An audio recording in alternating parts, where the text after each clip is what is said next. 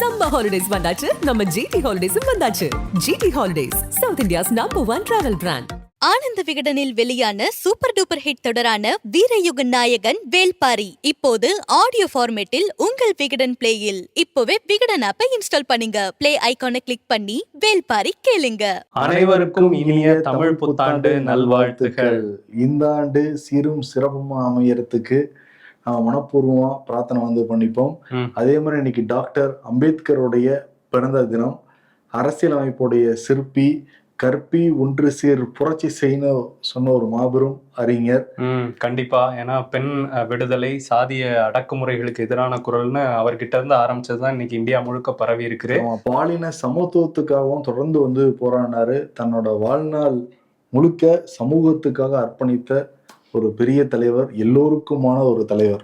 ஆமா, அதனால கண்டிப்பா அண்ணல் அம்பேத்கரை நினைச்சுக்கிட்டு இன்னைக்கு நம்ம ஷோக்குள்ள போயிடுவோம். ஆமா, வரும். அதுக்கு முன்னாடி என்னன்னா, விசாவுக்காக காத்திருத்தல்னு சொல்லிட்டு ஒரு கட்டுரை எழுதியிருப்பாரு. ஆமா, அவருடைய சுயசரிதை. அதை விகடன் பிளேல நீ காலைல எந்திரிச்சோன்னே நான் கேட்டேன், எப்பேற்பட்ட ஒரு தலைவர் அப்படிங்கிற மாதிரிதான் தோணுச்சு. ஆமா, கண்டிப்பா நீங்களும் கேளுங்க. டிஸ்கிரிப்ஷன்லயும் முதல் கமெண்ட்லயும் கொடுக்குறோம். நிகழ்ச்சிக்குள்ள போகலாம். ஓகே, ஷோக்குள்ள போயிடலாம். அம்பேத்கரை பத்தி பேசிட்டு இப்ப இருக்கிற தலைவரை பத்தி பேசுறதே எனக்கு கூச்சமா இருக்கு. சரி, நம்ம வேலை தானே பண்ணி தானே ஆகணும். அவங்க எல்லாம் மாபெரும் தலைவர்களா இருந்திருக்காங்க. ஒரு விஷயத்த சொன்னாங்கன்னா அதே மாதிரி தங்களோட வாழ்நாள் முழுக்க வாழ்ந்து காட்டினாங்க. சொல்லல செயல் மாதிரி இருந்தாங்க. செயல் புயலா இருந்தாங்க. இப்ப அவங்க சொல்றதும் செய்யறது இல்ல, சொல்லாததும் செய்யறாங்க. ஆனா மக்களுக்கு பயனுள்ளதா இருக்கான்னு பார்த்தா இல்லைங்கிறது தான் நம்ம பாத்துக்கிட்டு இருக்கோம். ஏன்னா போன வாரம் ஒண்ணு சொல்றாங்க, இந்த வாரம் அப்படியே பல்ட்டி அடிச்சு வேற ஒரு முடிவுலாம் எடுக்கிறாங்க. கடந்த வாரத்துல நம்ம பார்த்தோம். அதே மாதிரி டிசம்பர் மாசம் ஒருத்தர் முடிவு எடுத்திருந்தாரு. டிசம்பர் 26 முன்னாள் பாஜக மாநில தலைவர் அண்ணாமலை திமுக ஆட்சியிலிருந்து அகற்ற வரை நான் செருப்பணிய மாட்டேன்னு சொல்லிட்டு 2 செருப்பெல்லாம் தூக்கி காட்டிக்கிட்டு இருந்தாரு. ஷூவை தூக்கி டேபிள் மேல வச்சுக்கிட்டு இருந்தாரு. ஆமா, இப்ப மாநில பாஜக தலைவரா பொறுப்பேற்றிருக்காரு நயினார் நாகேந்திரன். அவருடைய அந்த அறிமுக விழா, சான்றிதழ் கொடுக்குற விழா எல்லாம் நடந்தது. அதுல நயினார் நாகேந்திரன் அண்ணாமலைக்கு கிஃப்டா செருப்பு கொடுத்திருக்காரு. இதுல எதுவும் உள்குத்து இல்லையே. நீங்க போட்டுக்கணும் ரொம்ப வற்புறுத்தினாங்களாம். அதனால அவர் போட்டுக்கிட்டாராம். ஒரு 3 மாதங்கள் 4 மாதத்துலயே பல்ட்டி அடிச்சாச்சு இந்த விஷயத்துல. இல்ல, வற்புறுத்தினாலும் நான் ஒரு சபதம் எடுத்திருக்கேன், அதுக்கப்புறம் தானே போடணும்னு சொல்லியிருக்கணும் அவர் ஏன் அது ஒருவேளை நம்பிக்கை இல்லையா அந்த என்டிஏ கூட்டணி மேல? அமித்ஷா நம்பிக்கை இல்லையா? அதான், அமித்ஷா மேல நம்பிக்கை இல்லையா? அவரே சொல்ற 2026 ஆட்சி அமைய போகுது நம்ம ஆட்சின்னு. அதுவரையும் வெயிட் பண்ணி. அமித்ஷா நம்பிக்கை இருக்குன்னு நினைக்கிறேன். யார் தலைமையில கூட்டணினாரா? அமித்ஷா, எடப்பாடி தலைமை. எடப்பாடி மேல நம்பிக்கை இல்லைன்னு நினைக்கிறேன் அண்ணாமலைக்கு. மொத்தத்துல திமுக ஜெயிக்குங்கிற நம்பிக்கை அவர் இருக்கோ என்னமோ தெரியல, போட்டார் இப்பவே. சரி, அவரு என்ன சொல்லியிருக்காருன்னா, எல்லாம் வற்புறுத்துனாங்க, நிச்சயம் நம்ம தேசிய ஜனநாயக கூட்டணி தமிழ்நாட்டுல ஆட்சி அமைச்சிடலாம், நீங்க முதல்ல செருப்பை போடுங்கன்னு சொல்லிட்டு செருப்பெல்லாம் வாங்கி கொடுத்தோன்னே அவர் போட்டுக்கிட்டாரு. குச்சமே இல்லாம போட்டுட்டு எங்க போயிருக்காருன்னா இமயமலை கிளம்பிட்டாரு. இமயமலை கிளம்பி போயிருக்காரு. உத்தரகாண்ட்ல அந்த கங்கோத்ரி, யமுனோத்ரி அப்படின்னு சொல்லி ஆன்மீக பயணம் போயிட்டு அங்க இருந்து இமயமலைக்கு போறதா பிளானா. அங்க போய் தியானம் எல்லாம் பண்ண போறாராம். அங்க இருந்து ஒரு பாபா சிம்பலோட இந்த அண்ணாமலையும் ஒரு பாபா சிம்பலை காட்டி ஒரு போட்டோ போட்டிருக்காரு. இந்த சிம்பிளுக்கு ஒரு இது இருக்கு, வேர்டிங் இருக்கு. என்ன தெரியல? என்னது? கதம் கதம் கதம் கதம். முடிஞ்சு போச்சு. தலைவராக முடிஞ்சு போச்சு. அடுத்து தேசிய பொதுக்குழு மெம்பர் தான். ஆமா, அதுல இருக்காங்கப்பா வண்டியா நிறைய பேரு. நம்ம சின்ராசுக்கும் இடம் கொடுத்திருக்காங்களே. தேசிய சரத்குமார் இருக்காரு. அது எப்படி ரொம்ப சந்தோஷப்பட்டு இருப்பாங்க. அவங்க முதல்வர் ஆகணும்னு ஆசைப்பட்டாங்க. நைட்டு 2 மணிக்கு கட்சியை கலைச்சவருக்கு தேசிய பொதுக்குழுல உறுப்பினர் தான் கொடுப்பீங்களா? சரி, ஓகே. இப்படி இருக்குன்னா அதிமுக சைடு வருவோம். பாஜக எல்லாரும் ஒரு மாதிரி செட்டில் ஆயிட்டாங்க. ஓகே, அதிமுகவை நம்ம கண்ட்ரோல் கொண்டு வச்சுங்கிற மூட்ல அவங்க வந்திருக்காங்க பாஜக. அதிமுக தான் இப்ப என்ன பண்றதுன்னே தெரியல. எடப்பாடி பழனிசாமி ஒரு ட்விட்டை போட்டு கிளம்பிட்டாரு. இன்னைக்கு அம்பேத்கர் சிலைக்கு சேலத்துல மரியாதை எல்லாம் செலுத்திக்கிட்டு இருந்தாரு. ஆனா அதுக்கு அடுத்த கட்ட தலைவர்கள் இருக்காங்கல்ல, எல்லாரும் கொஞ்சம் ஆடிதான் போயிருக்காங்க. ஏன்னா எடப்பாடி பழனிசாமி எடுத்த அந்த முடிவுங்கிறது பல பேருக்கு சொல்லவே படலையா, தெரியவும் தெரியாதுன்னு சொல்றாங்க. ஜெயலலிதா காலத்திலயும் அப்படிதான் இருந்துச்சு. அதுக்குன்னு ஜெயலலிதாவுக்கு நிகரா எடப்பாடி பழனிசாமி பார்க்க முடியுமான்னு சொல்லிட்டு நம்ம சொல்லல, எடப்பாடி கூட இருக்கிற 2ஆம் கட்ட தலைவர்லாம் சொல்றாங்க. பொன்னையன் என்ன சொல்றாருன்னா, எங்க ஒரு காலத்துல திருடனா இருந்தான், அவன் இப்ப திரும்பிட்டான்னு மன்னிச்சிட்டோம், திருந்திட்டாங்கன்னு சொல்றப்போ நம்ம ஏத்துக்கதான் வேணுங்கிறாங்க. யாரு எடப்பாடியை சொல்றாரா அமித்ஷாவை சொல்றாரா? அவர் பாஜகவா தான் வந்து இன்டெரக்டா சொல்ற மாதிரி எனக்கு தெரியுதுப்பா. இருந்தாலும் நீங்க ஒண்ணு புரியும். இருந்தாலும் மிஸ்டர் பொன்னையன் அமித்ஷாவை திருடன்னு சொல்லியிருக்க கூடாது. ஆனா அவர் ஏதோ அந்த மாதிரிதான் சொல்லியிருக்காருன்னு நினைக்கிறேன். அது வந்து மும்மொழி கொள்கையா இருக்கட்டும், நடக்கிறது போக நம்ம பாத்துக்கலாம் அப்படிங்கிறாங்க. இன்னொரு பக்கம் எடப்பாடி பழனிசாமி தமிழ்நாட்டு உரிமையெல்லாம் வந்து மீட்டுருவாரு அப்படின்னு விட்டு கொடுத்துட மாட்டாருன்னு சொல்றாங்க. அவர் முதல்ல இந்த பிரஸ் மீட் அவர் எழுதி வச்சதே பேச முடியாம அவர் உரிமையை மீட்க முடியல, தமிழ்நாட்டு உரிமை எங்க மீட்பாருன்னு கேக்குறாங்க. அது இல்லாம அந்த மும்மொழி கொள்கை டீலிமிட்டேஷன் பத்தி எல்லாம் கேள்வி கேட்கிறப்பையும் சொல்றாரு அவரு இதெல்லாம் மடைமாத்தாங்க திமுகன்னு சொல்லிட்டு. அப்பயும் எடப்பாடி பழனிசாமி குரல் கொடுக்காது அவரு குரல் கொடுக்க போறாருன்னு சொல்லிட்டு மக்கள் கேக்குறாங்க. இன்னொரு விஷயம் பொன்னையன் எப்படி சொன்னாருன்னா, செல்லூர்ராஜ் என்ன சொல்றாருன்னா, எங்க அதிமுக பாஜக கூட்டணி பத்தி 15 நாள் கழிச்சு நான் பதில் சொல்றேன், கேட்காதீங்க அப்படின்னு அவரு ஒரு கருத்தை வந்து சொல்றாரு. அடுத்து வர்றது ஜெயக்குமார். ஏன்னா நான் வந்து மன்னரா இருந்தேன் ராயபுரத்துக்கு, முடிசூடா மன்னர் 25 ஆண்டுகள் நானும் தோக்குறோம், நாங்க இவங்களோட கூட்டணி வச்சுதாங்க நானும் தோத்து போயிட்டேன், நாங்களாம் நாசமா போயிட்டோங்கிற மாதிரி சொல்லியிருந்தாரு. இப்ப மட்டும் இல்ல, எப்பயுமே கூட்டணி கிடையாதுங்கிறத எடப்பாடி பழனிசாமியோட ரொம்ப மும்முரமா பேசிக்கிட்டு இருந்தவர் ஜெயக்குமார் தான். அவர் என்ன சொல்றாருன்னா, நீங்க வந்து பிரஸ் மீட்ல இப்படி கேள்வி கேட்டு பதில் சொல்லுவாரு, எல்லா கேள்வியும் கேள்வி கேட்டு பதிலாம் சொல்லுவாரு. நீ கேள்வி கேட்க கூட இல்ல, நான் சொல்றது மட்டும் நீங்க கேளுங்க, சொல்றது மட்டும் கேளுங்கன்னு அவர் தான் சொல்றாரு. திருமாவளவன் வந்து பாஜக கூட்டணி ஜெயக்குமார் விளருவார்னு சொன்னாங்கன்னு சொல்லிட்டு ஒரு கருத்து வந்து நிலவச்சு. அதுக்கு என்ன சொல்றாருன்னா, அது ஒரு ஃபேக் கார்டு அப்படின்னு எங்கேயுமே சொல்லவே கிடையாது. எனக்கு வந்து கட்சி தலைமை என்ன முடிவு அதான் எனக்கு வந்து முக்கியம், அதுபடிதான் நான் செயல்படுவேன், பதவிக்காக யார் வீட்டு வாசலையும் நிக்கிறவன் இந்த ஜெயக்குமார் இல்ல அப்படின்னு வந்து பேசிக்கிட்டு இருந்தாரு. எடப்பாடியை குத்தி காட்டுறாருன்னு நினைக்கிறேன். டெல்லி போய் அமித்ஷா வீட்டு வாசல் நின்னார்ல, அததான் சொல்றாருன்னு நினைக்கிறேன். ஆனா வந்து அவரு அக்செப்ட் பண்ணிக்க முடியாம தான் அக்செப்ட் பண்ணிருக்காரு. அவருக்காக சில ஏஐ வச்சுலாம் பாட்டுலாம் போடுறாங்க. ஆமா, காசுக்காக என்ன மறந்து அவ கூட போனியே அப்படின்னு எடப்பாடி அவர் பார்த்து பாடுற மாதிரி. இல்லாத நேரத்துல அவங்க கூட போனியே அப்படிலாம் ஓடிக்கிட்டு அவரும் சொல்றாரு. யூடியூப்ல என்னை பத்தி நிறைய மீம்ஸ் எல்லாம் வந்துகிட்டு இருக்கு, ஏன்னா நிறைய பேர் சம்பாதிக்கிறாங்கன்னா எனக்கு சந்தோஷம் தான், மகிழ்ச்சி தான் சொல்றாரு. ஆனா உள்ளுக்குள்ள மன வேதனை துக்கத்துல இருக்கிற இடம் ஜெயக்குமார். ஆமா, அவர் தொகுதியில ஒரு 40,000 சிறுபான்மையினர்கள் வேற இருக்கிறதுனால ரொம்ப பயத்துலதான் இருக்காராமா அப்படிதான் சொல்றாங்க. இல்லப்பா, அதிமுக பயத்துலதான் இருக்கு எடப்பாடி பழனிசாமி தவிர. எடப்பாடி பழனிசாமி, வேலுமணி, கேவி முனுசாமி, சிவி சண்முகம், 1-2-3 பேர் தவிர எடப்பாடி வந்து ரத்தத்துக்காக இதை பண்ணிருக்காருன்னு சொல்றாங்க. கரெக்ட் தான். எல்லாருமே ஏன்னா ஒரு கூட்டணி அமைக்கிறாங்க அப்படின்னா அது ஒரு வேவா வந்து ஃபார்ம் ஆகணும் தமிழ்நாடு முழுக்க. ஓகே, நம்ம ஆட்சி அமைச்சிருவோம், ஆட்சியை பிடிச்சிருவோம்னா முக்கியமா இருக்கிற படைத்தலைவர்களே போச்சு, நம்மளே ஜெயிக்க மாட்டோம் ஒரு ரேஞ்சில தான் பேசிக்கிட்டு இருக்காங்க. ஆமா, இன்னைக்கு கூட ஒரு கூட்டம், அதிமுக கூட்டம் இன்னைக்கு நடந்துச்சு பொள்ளாச்சி ஜெயராமன் தலைமையில. அதுல வந்து நிறைய பேர் எதுக்கு இந்த கூட்டணி, இஸ்லாமியர்கள்லாம் நம்ம வாக்கே கேட்க முடியாதுன்னு புலம்புனாங்க. குறிப்பா அதிமுக முன்னாள் கவுன்சிலர் கண்ணப்பன்கிறவர் அழுதுட்டாரு, கிட்டத்தட்ட அழுதுட்டாரு. எங்க போனீங்க பாஜகவோட கூட்டணிக்கு அப்படிங்கிற ரேஞ்சில தான் அவர் பேசினாரு பாவம். ஆனா என்னன்னா, இப்பவே தெரியுது அதிமுக வந்து செலுப்படுக்காதுன்னு சொல்லிட்டு அதிமுக மெம்பர்ஸே வந்து முடிவு பண்ணிட்டாங்க. ஒரு பெரிய வேவோ ஒரு உற்சாகமோ அதிமுக கிட்ட இல்ல, ஆனா பாஜக கிட்ட இருக்கு. என்னன்னா, நம்ம டைரக்டா போய் சேகரிக்க முடியாது, நமக்கு ஒரு குதிரை வந்து கிடைச்சிருக்கு, போய் சவாரி பண்ணிடலான்ட்டு இப்ப என்ன தெரியுமா பேசுறாங்க, 234ல பாஜக 100 தொகுதி வந்து கேக்குறாங்களாம், 3 டிஜிட் நாங்க நின்னே ஆகணுங்கிறாங்க. ஏன் 230 எடுத்துக்கிட்டு 4 அதிமுக கொடுக்கலாமே. அதுக்கு என்ன சொல்றாங்கன்னா, நாங்க ஜெயிக்க மாட்டோம்னு எங்களுக்கும் தெரியும், ஆனா தாம்பரை கொண்டு போய் சேர்க்கிறதா இந்த எலெக்ஷனோட எங்களுடைய நோக்கம் அப்படிங்கிறாங்க. ஓகே, அவங்க எலெக்ஷன் அடுத்த டார்கெட் தான் போல. இந்த தடவை திமுக ஜெயிச்சுக்கிட்டோம், அடுத்து நாங்க பாத்துக்கிறோம்னு சின்னத்தை கொண்டு போய் சேர்க்க நினைக்கிறாங்க போல பிஜேபி. இன்னொரு பக்கம் வேவ் இல்லன்னு ஒரு வேவை ஏற்படுத்துறேன்னு பெங்களூர் புகழேந்தி வந்திருக்காரு. ஒரு சுனாமி போல அவர் கிளம்புவாருன்னு நினைக்கிறேன். பெங்களூர்ல கடையிலே இல்லையே, இருந்தாலும் அவர் வந்து இங்க சென்னையில மெரினால இருந்து ஆரம்பிப்பாருன்னு நினைக்கிறேன். என்னன்னா, அவர் ஒரு இது வச்சிருக்காரு, அதிமுக ஒருங்கிணைப்பு குழு, சசிகலா எல்லாரையும் ஒண்ணு சேர்க்கணும்னு அவர் இப்போ ரொம்ப நாளா பேசிட்டு இருந்தாரு. அவர் இப்போ வந்து அதிமுக தொண்டர்களே வெறுத்து போயிட்டாங்க, இப்ப எங்களோட சேர்ந்து அவங்களும் இந்த கூட்டணிக்கு எதிராக போர்க்கொடி தூக்கி போராட போறாங்க, கண்டிப்பா நாங்க போராடி எம்ஜிஆர் அம்மா ஆட்சியை இங்க அமைப்போம் அப்படின்னு இருக்காரு. எடப்பாடி பழனிசாமியை கடுமையா விமர்சிச்சிருக்காரு. ஓகே, ஒருங்கிணைக்கும் குழுங்கிறத கொஞ்சம் மாத்திரலாம், பிரிச்சு வைக்கிற குழுங்கிறத வைக்கலாம். அவரு கூட்டணி பிரிப்பு குழு. சந்தோஷ் சுப்பிரமணியம் படத்துல அப்பாவுக்கும் மகனுக்கும் சண்டை வரும், இந்த காட்சிகள் வந்து ரொம்ப சூப்பரா இருக்கும். ஆமா, அதே படத்துல நினைக்கிறேன் இன்னொரு சீன் வரும், அந்த சேலை துவைத்ததும் நாடே, அது துவைத்ததும் நாடேங்கிறவர் அந்த கட்சியில இருந்து ஆமா அது அந்த நாடே தலைவர்ன்ட்டு வாரி வாரி அப்பாவும் கூட சண்டை போட்டுக்கிட்டு இருக்காங்க. அந்த படமான்னு தெரியல, அது 2 படம் இருக்கு. சரி ஏதோ ஒரு படம் ஜெயம் ரவி படம் அவ்வளவுதான். இல்ல சம்திங் ஆமா அந்த கட்சிக்குள்ளாரே சம்திங்கிற மாதிரி தான் பல விஷயங்கள் நடந்துகிட்டு இருக்கு. ஆமா உனக்கும் எனக்கும் தான் போட்டின்னு போய்கிட்டு இருக்காரு ராமதாசும், அன்புமணி ராமதாசும். ஃபர்ஸ்ட் என்ன சொன்னார் ராமதாஸ், அப்பா நானே எடுத்துக்கிறேன்பா பதவியை, தலைவர் பதவின்னு ஒரு பேட்டியில சொன்னாரு பிரஸ் மீட்ல. அதுக்கப்புறம் இப்ப மகன் அன்புமணி ராமதாஸ் என்ன சொல்றாரு, நானே எடுத்துக்கிறேன், நானே வச்சுக்கிறேன், நான் தான் தலைவர், நான் வந்து ஐயாவோட கனவை நிறைவேற்றுறது தான் என்னோட ஆசைன்றாரு.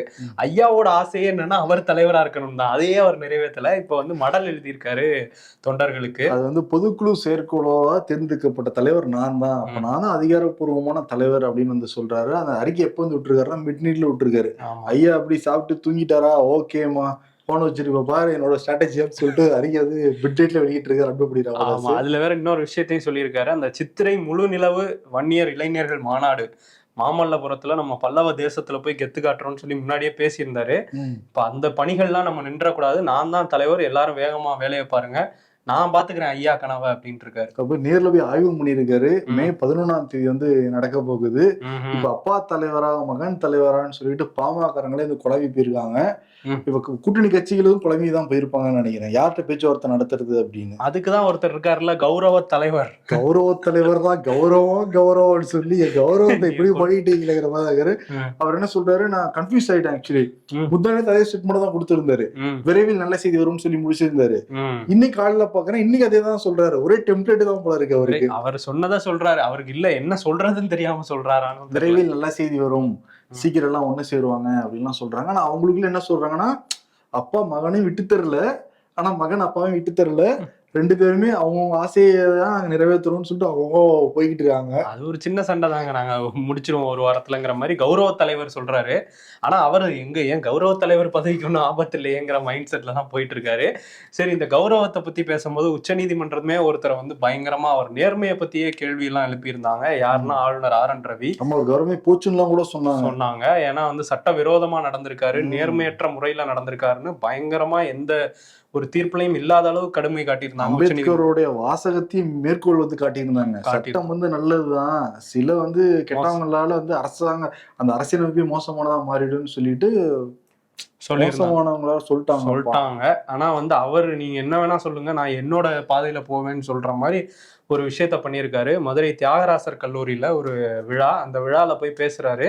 அங்க பொன்முடி பேசுனதை பத்திலாம் விமர்சனம் பண்ணியிருக்காரு. அதை தாண்டி வந்து சனாதனத்தெல்லாம் அவங்க ஒழிக்கணும்னு பாக்குறாங்க, இதெல்லாம் வந்து பேசிட்டு கடைசியா என்ன சொல்றாருன்னா, நான் வந்து சொல்லுவேன், நீங்க திரும்ப சொல்லணும் அப்படின்னு சொல்லிட்டு ஜெய் ஸ்ரீராம் கோஷம் போட அங்க உள்ள மாணவர்களை கட்டாயப்படுத்தி பண்ண வச்சிருக்காரு. இது என்ன அப்படின்னா, அங்க எல்லா மதத்தை சேர்ந்தவங்க, மத நம்பிக்கையை சேர்ந்தவங்க எல்லாமும் அங்க படிக்கிறாங்க. அதை தாண்டி ஒரு கல்வி நிலையத்துக்குள்ள மத நம்பிக்கை அதெல்லாம் கொண்டு போறது ஒரு விஷயம். அதை தாண்டி ஜெய் ஸ்ரீராம் கோஷம்லாம் நம்ம தமிழ்நாட்டுல கேட்டதில்லை. இந்த கல்லூரி திருப்பரங்குன்றத்துல தான் இருக்கு. நம்ம கந்தனுக்கு அரோகரா அப்படிலாம் கேட்டிருக்கோம். இவர் ஜெய் ஸ்ரீராம் புதுசா ஒன்னத்தை புகுத்துறாரு.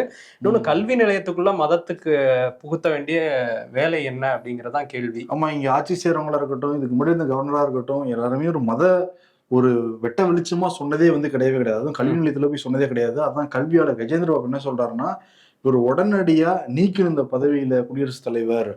என்ன காரணம்னா, சாதிபதமே இல்லாத இடம் தான் கல்வி கூடம்ங்கிறது, பல்கலைக்கழகம்ங்கிறது. தமிழ்நாடு முழுக்க இப்படிதான் நாங்க காலங்காலமா இருந்துகிட்டு இருக்கு. அதையே வந்து சிதைக்க பாக்குறாரு தமிழ்நாடு ஆளுநர் RN ரவி, அவரை நீக்கணும் அப்படின்னு கோரிக்கை வந்து வச்சிருக்காங்க. திமுக சில குரல்கள் எல்லாம் வந்துகிட்டு தான் இருக்கு. இன்னொரு பக்கம் என்னன்னா, போன வருஷம் ஏப்ரல் 14 அம்பேத்கர் பிறந்த தினத்தன்னைக்கு ஆளுநர் RN ரவி நிறைய பேருக்கு இந்த டீ பார்ட்டிக்கு அழைப்பு இதெல்லாம் கொடுத்திருந்தாரு. இந்த டைம் வந்து அழைப்புதலே கொடுக்கல. அதான் போயிடுச்சுல, கௌரவம் கப்பல்ல ஏறி போயாச்சு.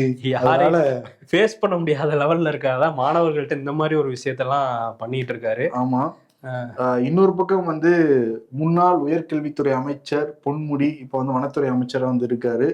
ரொம்ப ஒரு கேவலமான, நம்ம கூட ஒரு அவார்டே வந்து கொடுத்துருந்தோம், சி அந்த மாதிரி ஒரு மோசமான விஷயத்தை வந்து பேசியிருந்தாரு. ஒரு 3 நாள் கழிச்சு வந்து மன்னிப்பு கேட்கிறேன்னு வந்து கேட்டிருக்காரு. 3 நாள் என்ன பண்ணிட்டு இருந்தாரு? இவ்வளவு ஒரு எதிர்ப்பு, அவ்வளவு அவருக்கே தெரிஞ்சிருக்கும் நம்ம ரொம்ப மோசமா பேசிட்டோம், இவ்வளவு நாள் கழிச்சு வந்து ஒரு மன்னிப்பு. ஏன்னா அந்த வீடியோ வைரலான உடனேயே கட்சியுடைய தலைவராக முதலமைச்சர் MK ஸ்டாலின் அவர் வகிச்ச அந்த துணை பொதுச்செயலாளர் பதவியிலிருந்து நாங்க தூக்குறோம்னு சொல்லிட்டு எல்லாம் தூக்கி இருந்தாரு. கட்சி தலைவராக நடவடிக்கை எடுத்துட்டாரு.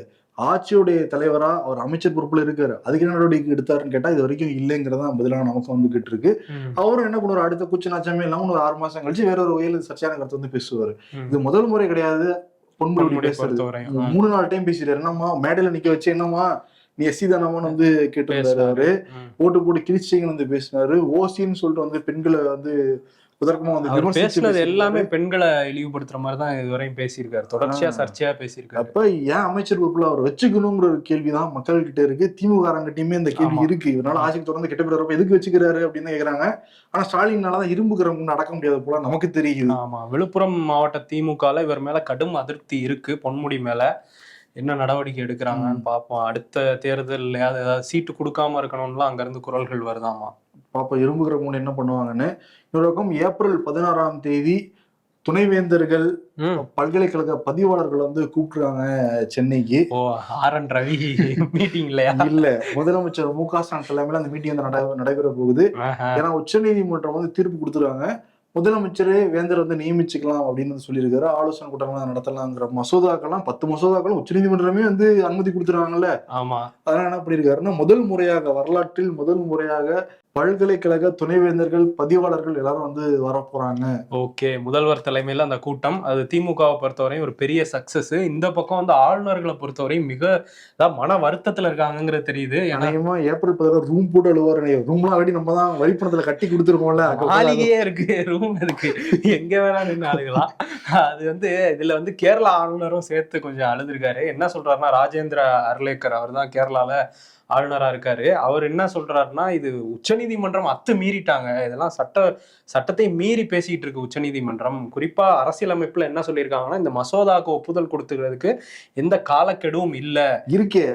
ASAP as soon as possible மட்டும்தான் இருக்கு. அதுதானே இருக்கு. நீங்க எதுக்கு அதுல 1 மாசம் 3 மாசம்னு வந்து நிபந்தனை மாதிரி போட்டு அது ஒரு கண்டிஷனா போட்டு இப்ப ஒப்புதலும் கொடுத்துட்டீங்கன்னா இப்ப எல்லா மாநிலத்துக்கும் இது பரவும். ஏன்னா இப்ப எல்லா மாநிலத்துக்கும் அனுப்பிச்சிருக்காங்க, மாநில தலைமைச் செயலாளர்கள் எல்லாருக்குமே இந்த தீர்ப்பை உச்சநீதிமன்றமே அனுப்பிச்சு வச்சிருக்காங்க. தீர்ப்போட நகலை அனுப்பிட்டீங்கன்னா நாங்க எப்படி அரசியல் பண்றது? அரசியல் ஆளுநர்களுக்கு அரசியலுக்கு என்ன சம்பந்தம்னு உச்சநீதிமன்றம் இந்த யோசிப்பாங்க. ஆனா இங்க அதுதான் நடந்துகிட்டு இருக்கு. அதுதான் அவரும் சொல்றாரு, இதெல்லாம் அத்துமீறல்ன்றாரு. இதுக்கிடையில உள்துறை அமைச்சகம் இருக்காங்கல்ல, மத்திய உள்துறை அமைச்சகம், இந்த டைம் ஃப்ரேம் எல்லாம் வச்சிருக்காங்கல்ல, இதுக்கு எதிராக ஒரு மறுசீராய்வு மனு போடலாம்ங்கிற ஒரு டிஸ்கஷன் போயிட்டு இருக்காமா. சோ உச்ச நீதிமன்றத்துக்கிட்டே திரும்ப போவாங்க போல. நீங்க சொன்னது கொஞ்சம் தப்பா இருக்க மாதிரி இருக்க, மாத்திக்குங்க ஐயாண்டு அவங்க என்ன சொல்றாங்கன்னு பாப்போம். வகுப்பு சட்ட திருத்த மசோதாவை மறுபரிசீலனை பண்ணணும் அப்படின்னு சொல்லிட்டு ஏற்கனவே காங்கிரஸ், திமுக, ஆம் ஆத்மி கட்சி, இஸ்லாமியர் அமைப்பு நிறைய பேர் உச்ச நீதிமன்றத்துல மனு வந்து போட்டிருக்காங்க. விஜய் வந்து மனு வந்து அங்க போட்டிருக்காரு. இன்னைக்கு வந்து அம்பேத்கர் பிறந்த நாளை ஒட்டி அப்படியே கார்ல வந்துகிட்டு இருந்தவர் எண்ணானது கூட பகுதியில் வந்து நின்று அம்பேத்கர் சிலைக்கு வந்து மாலையெல்லாம் எடுத்து போறாரு. ஆனா என்ன ஒரு வணக்கம் கூட வைக்காம போயிட்டே இருக்கிறாங்க. ஸ்கிரிப்ட்ல இல்ல போல இருக்கு, டைரக்டர் சொல்லல போல இருக்கு அப்படிங்கிற விமர்சனம் வந்திருக்கு. ஆனா வந்து சரி இல்ல, பனையூர்லயே எல்லாம் பண்ணிடுறாருன்னு சொல்றாங்கல்ல, சரி பாலவாக்கம் வரையும் வருப்பேன்னு சொல்லிட்டு வந்திருக்காரு. பனையூர் பாலவாக்கம் ரொம்ப கிலோமீட்டர் தூரம் பாரு, கொஞ்சமாவது வருவோம் அப்படின்ட்டு வந்திருக்காரு. இல்ல கட்சி அலுவலகத்துலதான் எல்லா சிலைகளுக்கும் மாலை போட்டுட்டு இருந்தாரு. இப்ப அம்பேத்கருக்கு வெளியே வந்திருக்காரு. அப்பா மகன் சண்டை சீசன் போல தெரியுது. ஏற்கனவே நம்ம பாமக வந்து பாத்துக்கிட்டு இருக்கோம். திமுகலையா? அதுக்கு முன்னாடி ஒரு மாவை போட்டுக்கோ. அது வெளியே தெரியல, வெளியே தெரிஞ்சதானே நான் சொல்ல முடியும். சரி, மதிமுக நேற்று வந்து தொழிற்சங்க மீட்டிங்லாம் வந்து நடந்திருக்கு மதிமுக அலுவலகத்துல. ஏற்கனவே முல்லை சத்யானா வந்து 30 ஆண்டு காலத்துக்கு மேல நான் வந்து மதிமுகவுக்கு உழைச்சரி அமைக்க கூட இருந்திருக்கேன்னு சொல்லிட்டு ஒரு பெரிய இதெல்லாம் வந்து போட்டிருந்தாரு. சில பேர் சனாதானத்தெல்லாம் கட்சிக்குள்ள எல்லாம் பரவுறாங்க ஒரு ஸ்டேட்மெண்ட் வந்து கொடுத்திருந்தாரு. இதுக்கு முதன்மை செயலாளர் துரை வைக்கம் வந்து விமர்சிச்சு வந்து பேசியிருந்தாரு. அதே மீட்டிங்ல முல்லை சத்யா உட்கார்ந்து இருந்தாரு. அவர் தான் இப்ப துணை பொதுச் செயலாளரா இருக்காரு. துணை பொதுச் செயலாளர் எல்லா கட்சியுமே பிரச்சனை கூட தெரியுது. அவர் என்ன சொல்றாரு, பதவி கூட நான் ராஜினாமா பண்றேன் அப்படின்ற மாதிரி சொன்னாரு. உடனே வந்து துரை வைக்கம் என்னோட முதன்மை செயலாளர் பதவி வேணா, நான் ராஜினாமா பண்றேன் அவர் சொல்ல வைக்கம் வந்து 2 பேரும் கேட்டுக்கிட்டு சப்போர்ட் பண்ணது யாருக்குன்னா முல்லை சத்யாவுக்கு தான். அப்ப இங்க கொஞ்சம் பிரச்சனை இல்ல, இங்கேயும் பிரச்சனை இனிமேதான் வரும் போல அப்பா மகனுக்குள்ள. அப்புறம் என்ன சொல்றாருன்னா, இந்த பொதுக்குழு செயற்குழு கூட்டுறேங்கிறத அறிவிச்சிருக்காரு இந்த மே வந்து ஏப்ரல் 3ஆவது வாரம்.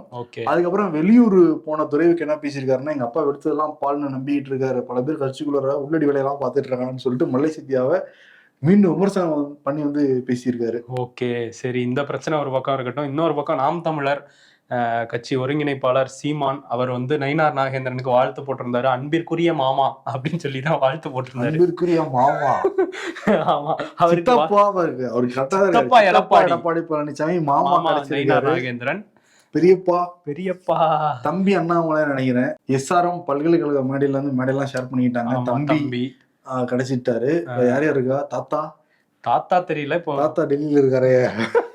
அவரா? வாய்ப்பு இருக்கு. தாத்தா சின்னதான் இருக்காங்க. மாமா வந்தாச்சு, பெரியப்பா தெரியல, சித்தப்பா வர கிடைச்சிருக்காரு. இப்ப இன்டர்நேஷனல் லெவல்ல ஒரு சொந்தம் தேடலான்னு இறங்கிட்டாருன்னு நினைக்கிறேன். யாரு? என்ன அப்படின்னா, யாரோட கூட்டணி அப்படிங்கிற மாதிரி பத்திரிகையாளர் சந்திப்புல கேட்டு, நான் கூட்டணி வச்சா ஒரே ஒரு ஆளோட தான் கூட்டணி வைப்பேன், அது ட்ரம்ப்போட தான் அப்படின்ட்டாரு. விளையாட்டுக்கு நான் சொல்லலாம் நினைச்சேன். சீரியஸா சொல்லிருக்காரா? சீரியஸா ட்ரம்ப் தாங்க எனக்கு சரியான ஆளு அப்படின்றாரு. அதுவும் ட்ரம்ப்புக்கும் அவருக்கு நிறைய ஒற்றுமை இருக்கு அப்படின்லாம் பேசுறாங்க. என்ன அப்படின்னா, ரெண்டு பேருமே சர்வதேச தலைவர்கள் தானே, அதை சொல்ல வரேன். நிச்சயமா சர்வதேச தலைவர் தான் அவரு. அப்ப வந்து அங்க போய் நிக்க வேண்டியதானே? இங்கே தமிழ்நாடு நின்றுகிட்டு இருக்காரு. அங்கே இருக்கட்சி ஆட்சி முறை தானே இருக்கு போலாம். இவரு தெரியல, 3வது கட்சியா ஒரு கட்சியை டெவலப் புரட்சி பண்ணலாம் அண்ணன். அங்க போய் கூட வகுப்பு சட்ட திருத்த மசோதா 2025 நாடு முழுக்க அமல்படுத்தப்பட்டிருக்கு. குறிப்பா இப்ப மேற்கு வங்கம், அஸ்ஸாம் போன்ற மாநிலங்களில் மிகப்பெரிய வன்முறை வந்து வெடிச்சிருக்கு. முர்ஷிதாபாத்ல நடந்த கலவரத்துல ஒரு 3 பேர் இறந்து போயிருக்காங்க. 100க்கும் மேற்பட்டவங்க காயம்பட்டதா சொல்றாங்க. இப்ப அரசாங்கம் 150 பேரை கைது பண்ணி உள்ள வச்சிருக்காங்க. மேற்கு வங்க முதல்வர் மம்தா பானர்ஜி என்ன சொல்றாங்கன்னா, இந்த கலவரத்துக்கு காரணமே பாஜக தான், கொண்டு வந்த சட்டத்தால தான், மக்களை வந்து பிளவுபடுத்துறதுனாலதான் இவ்வளவு பெரிய வன்முறையெல்லாம் வந்து வெடிக்குது அப்படின்னு அவங்க குற்றச்சாடிச்சிருக்காங்க. அதற்கு எதிர்கட்சி தலைவராக இருக்கிற சுவேந்து அதிகாரி, அவர் தான் மாநில பாஜக தலைவரும் கூட, அவர் என்ன சொல்றாருன்னா, இஸ்லாமியர்களுக்கு தொடர்ந்து ஆதரவு கொடுக்குறாங்க, அதனால தீவிரவாதிகளுக்கு தைரியம்லாம் வந்துருச்சு, இங்க வந்து இந்துக்களுக்கு பாதுகாப்பு கிடையாது, இந்த மாநிலத்துல வசிக்கிற மக்களுக்கு எல்லாமே பாதுகாப்பு இல்லாத சூழல் வந்து போய்கிட்டு இருக்கு அப்படின்னு சொல்லி அவர் குற்றச்சாட்டு வந்து வச்சிருக்காரு. இதே இதுலதான் நம்ம ரம்ஜான் அப்ப பார்த்தோம், மேற்கு வங்கத்துல பூ தூவி வரவேற்றாங்க. இந்த ராமநவமி அப்ப ஊர்வலம் போனப்பெல்லாம் மக்களுக்குள்ள எந்த பிரிவினையும் இல்லை, சில அரசியல்வாதிகள் வந்து பிளவுபடுத்துறாங்க. இன்னொரு பக்கம் நேஷனல் ஹெரால்டு அந்த பத்திரிகையை வாங்கினதுல நிறைய முறைகேடு பண்ணிட்டாங்க ராகுல் காந்தியும் சோனியா காந்தியும் அப்படின்னு சொல்றாங்க. ஏன்னா 2 பேருக்கும் அந்த பத்திரிகையில நிறைய ஷேர்ஸ் இருக்கு. ஸோ 76% இவங்க தான் வந்து பங்கு வச்சிருக்காங்க அதுல அப்படின்லாம் சொல்றாங்க. இந்த இதுல வந்து சுப்பிரமணியன் சாமி 2012 அவங்க முறைகேடா வாங்கியிருக்காங்கன்னு சொல்லி வழக்கெல்லாம் போட அமலாக்கத்துறை நாங்களும் விசாரிக்கிறோம்னு உள்ள வந்தவங்க இப்போ ஒரு 661 கோடி ரூபாய் மதிப்பிலான சொத்துக்களை நாங்க எடுத்துக்க போறோம்னு நோட்டீஸ் அனுப்பிச்சிருக்காங்க. ராகுலுக்கும் சோனியாவுக்கும் சொந்தமானது இந்த சொத்துக்கள் அப்படின்னு சொல்றாங்க. ஸோ அடுத்து அவங்கள விசாரிப்பாங்க அப்படின்லாம் சொல்றாங்க அமலாக்கத்துறையில இருந்து. இன்னொரு பக்கம் குஜராத்தை சேர்ந்த 2 மோசடி மன்னர்கள் நம்ம எல்லாருக்குமே தெரிஞ்சவங்க தான். ஆமா ப்ரோ, நீரவ் மோடி, நீரவ் மோடி, அவரோட மாமா மெகுல் சோக்ஷி, அவங்க 2 பேர். நீங்க மோடின்னு பேர் வச்சுட்டு இப்படி எல்லாம் பண்றாங்க. அதுதான் அவருக்கு எவ்வளவு பெரிய பிரச்சனை. மோடின்னு ஆல்ரெடி பிரச்சனை. ராகுல் இப்பதான் பேசணும். நீங்க அதாவது மோடியை வந்து கைது பண்ணணும், நீரவ் மோடியை கைது பண்ணணுங்கிற குரல்கள் அதிகமா இருக்கு. ஏன்னா அவரோட மாமா மெகுல் சோக்ஷி இருக்காருல்ல, அவரை இப்ப தூக்கிட்டாங்க பெல்ஜியம்ல வச்சு. இவங்க 2 பேரும் என்ன பண்ணாங்கன்னா, நாங்க வைர வியாபாரிகள் அப்படின்னு சொல்லி பஞ்சாப் நேஷனல் பேங்கை ஏமாத்தி ஒரு 14,000 கோடி வரையும் கடனா வாங்கி ஆட்டை போட்டு ஊரை விட்டு ஓடி போயிட்டாங்க 2 பேருமே. குஜராத்ல இருந்து வெளிநாட்டுக்கு தப்பிச்சு ஓடி போனாங்க. இதுல நீரவ் மோடி வந்து லண்டன்ல இருக்காராமா, அவரை வந்து இன்னும் கைது பண்ணல. பெல்ஜியம்ல இருக்கிற மெகுல் சோக்ஷியை இப்ப இந்திய அதிகாரிகள் கைது பண்ணியிருக்காங்க. சீக்கிரம் நடல வச்சு நீரவ் மோடியை வந்து கைது பண்ணணும்.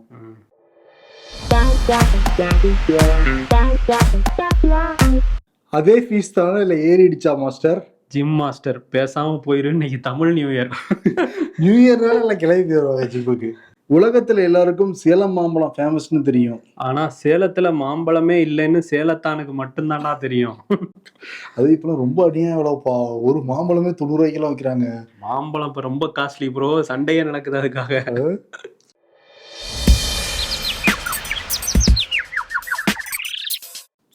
சரத்குமாருக்கு பாஜக தேசிய பொதுக்குழு உறுப்பினர் பொறுப்பு. மாமியார் மெச்சும் மருமகன். ஒரு திருடன் நல்லவனாக மாறிவிட்டால் மன்னிக்க மாட்டீர்களா? பாஜக அதிமுக கூட்டணி பற்றி பொன்னையன். திருடன்னு பாஜகவை சொல்றாரா அதிமுகவை சொல்றாரா? இல்ல எடப்பாடியை சொல்றாரா இல்ல அவரை சொல்றாரா தெரியல. இதோ வந்துட்டேன். அப்பா மகனும் ஒரு சீட்டை வச்சு மியூசிக்கல் சேர் வந்து ஆடிக்கிட்டு இருக்காங்க. நான் தான் தலைவர் அப்படின்னு. அதே வந்து விருதை வந்து கொடுத்துடலாம். மியூசிக்கல் சேருங்கிற விருது ராமதாஸுக்கும், அன்புமணி ராமதாஸுக்கும். சீக்கிரம் ஒரு முடிவு எடுங்க. மாம்பழத்துக்காக சண்டை போட்டுக்காம ஒரு முடிவா எடுங்க. அந்த காலத்துல பிரதர்ஸ்குள்ள சண்டை வந்துச்சு. பொதுவா பிரதர்ஸ்குள்ள தான் தொடர்ந்து சண்டை வரும். ம். இந்த அப்பா மகன் சண்டை சீசன் போல தெரியுது ஆமா ஆமா. தமிழ்ல அரசியல்ல. ம். ஓகே, ஆக்சுவலி படத்தோட ஜெயிலர் படத்தோட அப்படிதான் வரும். நிறைய படம் இருக்கு. கோட் படத்துல அப்பா விஜயும் பையன் விஜயும் சண்டை போட்டுக்குவாங்க. பாக்கல போட்டுலாம். லியோ படத்துல அப்பா அந்த மாதிரி சண்டை வரும். நான் ரஜினி ரசிகர், விஜய் ரசிகர். அதனால ஜெயிலர் மட்டும் பாத்திருக்கீங்க. சரி ஓகே. சரி ஓகே, நன்றி. நன்றி. சம்மர் ஹாலிடேஸ் வந்தாச்சு, நம்ம ஜிடி ஹாலிடேஸும் வந்தாச்சு. GT holidays, South India's #1 travel brand. ஆனந்த விகடனில் வெளியான சூப்பர் டூப்பர் ஹிட் தொடரான வீரயுகன் நாயகன் வேல்பாரி இப்போது ஆடியோ ஃபார்மேட்டில் உங்கள் விகடன் பிளேயில். இப்போவே விகடன் ஆப்பை இன்ஸ்டால் பண்ணுங்க. பிளே ஐகானை கிளிக் பண்ணி வேல்பாரி கேளுங்க.